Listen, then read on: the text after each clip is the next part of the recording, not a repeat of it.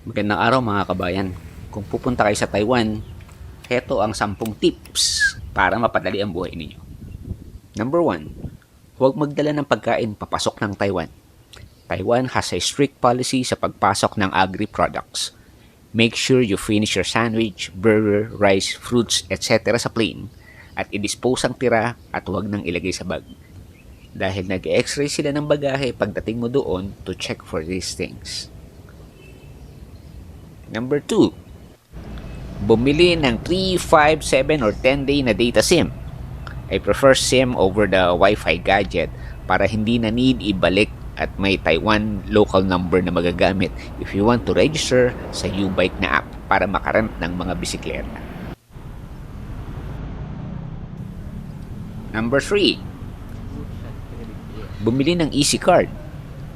Ito yung top card nila for trains, buses, and a lot of other things. With this card, you can have discounted rates sa transportation.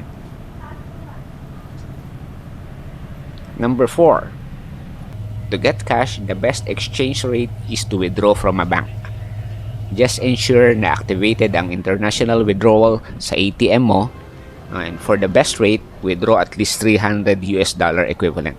Dahil the bank will still charge you the same minimum fee para sa $300 or less na withdrawal.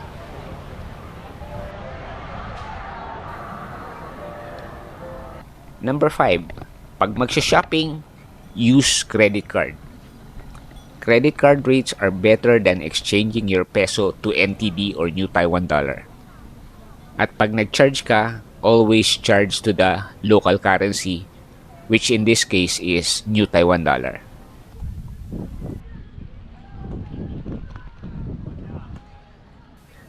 Number 6, learn super basic Chinese like kanin, noodles, baboy, manok, gulay, milk tea, etc. para madalian kayo mag-order ng food. Dahil sobrang bihira na nakakaintindi ng English dito. Older people tend to be more comfortable talking to tourists in English. Nagulat ako na maraming bata-bata na shopkeeper pero totally no English sila. So be prepared makipagsinyasan at turo-turo. Opposite sa Korea pag medyo bata-bata yung nagbabantay ng tindahan, most likely marunong ito mag-English. So sa Taiwan, baliktad, no? So yung matatanda, sila yung marunong mag-English. Number 7, huwag tumambay sa kainan. Remember, eat and go palagi sa mga kainan, karinderya at restaurant. Ayaw nila nang tumatambay sa kainan. Sa karinderya, sa restaurant, or kung saan man, pagkatapos yung kumain, umalis na kayo kaagad. Magligpit ng pinagkainan. This is especially important sa mga fast foods at food courts. Ilagay ang pinagkainan sa busing station at itapon ang mismis at liquids sa designated bins.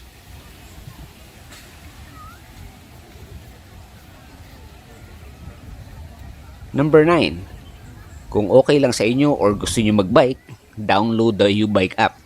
It requires an Easy Card at passport number to register.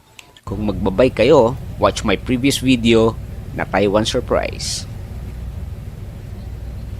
And number 10, maaga magsara ang kainan sa airport. So pag pauwi na kayo, sa mga gaya ko na budget traveler na madaling araw bumabiyahe, make sure na kumain kayo bago pumunta sa airport or magbaon ng pagkain.